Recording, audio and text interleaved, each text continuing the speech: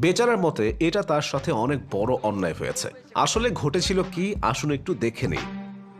আজকের Atletico Madrid দলে সবচেয়ে ভালো পেনাল্টি টেকার ছিলেন একজন, নাম তার জুলিয়ান আলভারেজ। এটা আপনাকে মানতেই হবে, কিন্তু এই পেনাল্টি নিতে এসেই তিনি করে ফেললেন একটা ভুল, অথবা বলা চলে ভাগ্য তাকে নিয়ে খেলেছে এক নির্মম খেলা।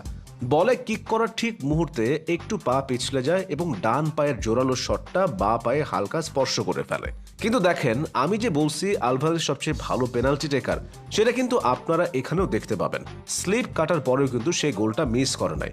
যাই হোক, এই ঘটনাটা সবাই দেখতে পায়নি, কিন্তু একজন ঠিকই দেখেছেন, তার নাম কর্তোয়া। অভিজ্ঞতা আসলে এখানেই জিতে যায়।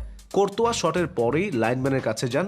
তিনি সেই লাইনম্যানকে বলেছিলেন যে জুলিয়ান আলভারেজ বলটি দুবার স্পর্শ করেছে। লাইনম্যান নড়ে চড়ে বসেন, কল যায় VAR এ। দেখা যায় আসলেই আলভারেজের পা দুইবার স্পর্শ করেছে।